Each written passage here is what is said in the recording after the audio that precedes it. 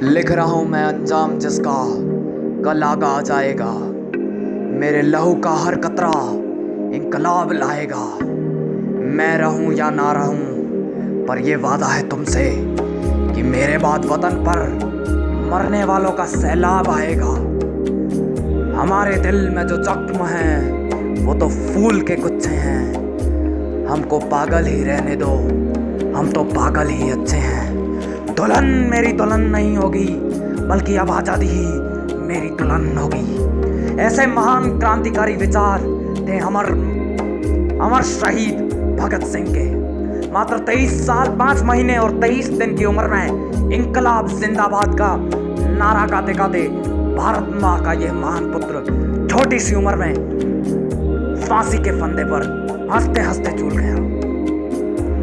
28 सितंबर 1907 को सरदार किशन सिंह संधू और माँ विद्यावती के यहाँ बंगा नाम के छोटे से गांव में, जो कि आज के समय में पाकिस्तान के यहाँ पर स्थित है, वहां पर इनका जन्म हुआ। बचपन में लाहौर में एक स्कूल था जो कि ब्रिटिश सरकार से प्रभावित था, अंग्रेजी हुकूमत से प्रभावित था।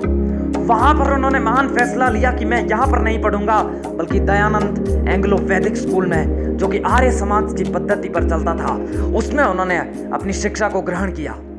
पढ़ने में इतनी रुचि रखते थे कि स्कूल के समय में ही इन्होंने स्कूली किताबों के अलावा 50 से अधिक किताबें पढ़ ली थी, जो कि स्कूल के अलावा थी। भगत सिंह के अंदर एकाकी की भावना इतनी थी कि हम उनसे बहुत कुछ सीख सकते हैं इस बारे में। छोटे से भगत सिंह जब उन 12 साल के थे, तब 1919 में जलियांवाला बाग कांड हुआ था। उन्होंने यह खबर सुनते ही 40 किलोमीटर पैदल चलकर पहुंच गए जलियांवाला बाग। वहां की लाल मिट्टी को देखकर उनके मन में ज्वाला फूट रही थी। उन्होंने शहीदों की खून से सनी हुई माटी को बोतल में भरकर घर ले आए थे। इतना छोटा सा बालक ऐसे कर्म कर रहा था जो कि आने वाले भविष्य में किसी महान लक्ष्य को लेकर चल रहा था। पिताजी जब खेती करते थे तो छोटे से भगत सिंह पूछते थे, आप बीज क्यों बोते हो पिताजी? ये जो गुठली है ये क्यों बोते हो? पिता कहते थे, ताकि बेटा अच्छी फसल हो। भगत सिंह बोले, पिताजी मैं खेत में बंदूकें बो दूंगा, जिससे पूरे खेत में बंदूकों की फसलें होगी। मैं उन बंदूकों से अंग्रेजों को मार गिराऊंगा, भगा दूंगा यहां से। गांधी जी के असहयोग आंदोलन जो था उसमें उन्होंने बढ़ चढ़कर हिस्सा लिया था, जिसमें गांधी जी ने अंग्रेजों के द्वारा जो भी सारी वस्तुएं थी उनको त्यागने का कह दिया। उनके कपड़े, स्कूल, फैक्ट्रियां सब छोड़ दो, परेशान होकर अंग्रेज अपने आप चले जाएंगे। काफी हद तक ये नॉन कोऑपरेशन मूवमेंट, जो कि असहयोग आंदोलन कहा जाता है, ये काफी हद तक अच्छा चल रहा था। लेकिन चोरा चोरी घटना की वजह से गांधी ने यह कहकर आंदोलन वापस ले लिया कि देश इसके लिए तैयार नहीं है। भगत सिंह उस असहयोग आंदोलन में मात्र 15 साल की उम्र में उस आंदोलन में जुड़ गए थे। लेकिन जब गांधी जी ने इस असहयोग आंदोलन वापस लिया तो भगत सिंह इससे काफी नाराज थे, क्योंकि वे कर्म दल की विचारधारा के थे। उनसे भगत सिंह और उनकी विचारधारा वालों से संबंधित लोग इस बात से प्रसन्न नहीं थे कि गांधी ने असहयोग आंदोलन वापस ले लिया। जब भगत सिंह थोड़े बड़े हुए तो घर वालों ने शादी की बात की तो भगत सिंह बोले, आजादी मेरी दुल्हन नहीं होगी, दुल्हन मेरी दुल्हन नहीं होगी, अब आजादी ही मेरी दुल्हन होगी। उसी समय चिट्ठी छोड़कर घर से भाग गए भगत सिंह। उसके बाद में चिट्ठी छोड़ दी घर में और बाहर भाग गए। ये उनके महान लक्ष्य को बताता है।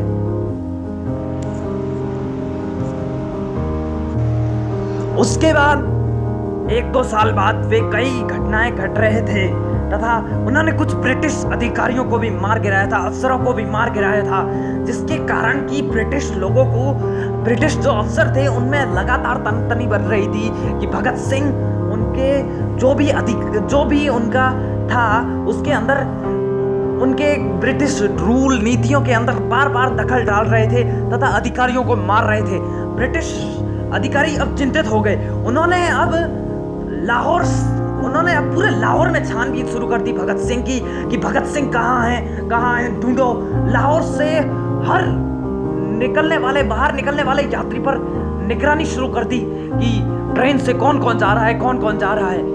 भगत सिंह के पास, तब भगत सिंह सिख थे तो उनके बाल और उन्हें दाढ़ी कटवानी पड़ी और वे भेष बदलकर ट्रेन से निकलकर बंगाल पहुंचे। कुछ साथियों के साथ वे बंगाल पहुंचे और फिर वहां पर बंगाल पहुंचते ही वे चुप नहीं बैठे। उन्होंने मजदूरों को न्याय दिलाने के लिए आंदोलनों में वहां पर भी बंगाल में काम शुरू कर दिया। लेकिन ब्रिटिश सरकार लगातार उनकी मजदूरों के खिलाफ उठने वाली नीतियों तथा आवाजों पर उनको अनसुना कर रही थी।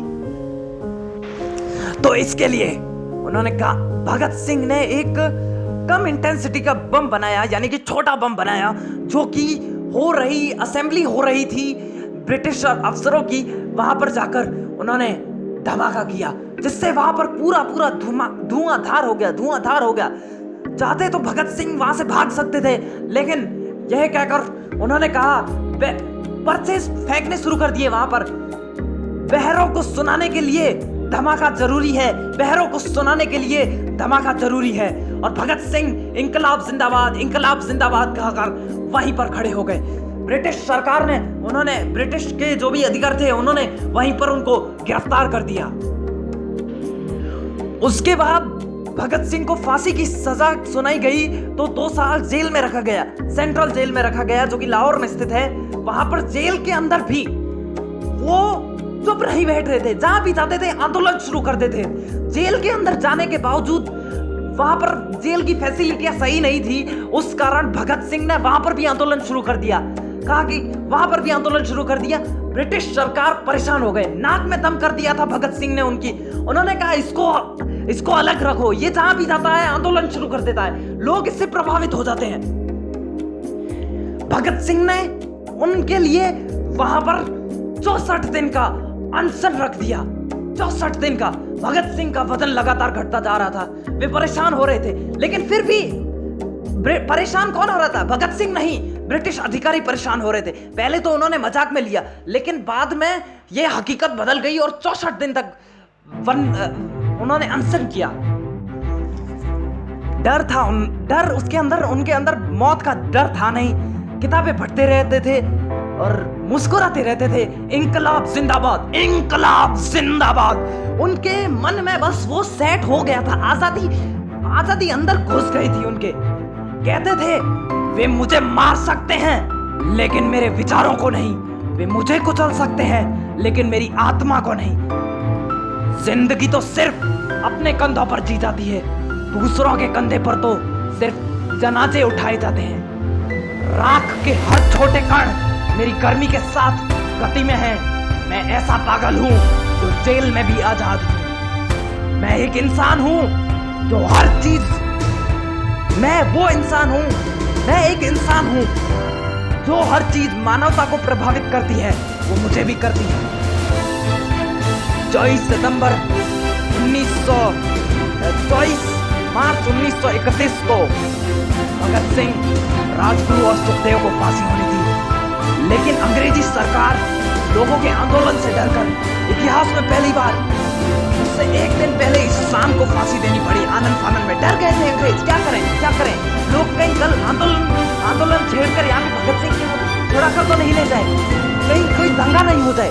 इस डर की वजह से इतिहास में पहली बार अंग्रेजों का एक रूल है जो पूरी दुनिया में चलता है कि सुबह ही फांसी दी जानी चाहिए, वो रूल बदलकर रूल को तोड़ा भगत सिंह के, राजगुरु और सुखदेव के लिए। और उन्होंने शाम को 23 मार्च 1931 को शाम 7:30 बजे आनंद फानन में भगत सिंह, राजगुरु और सुखदेव को फांसी दी। इंकलाब जिंदाबाद कहते कहते भारत माँ के लिए ये 3 वीर सपूत फंदे पर झूल गए।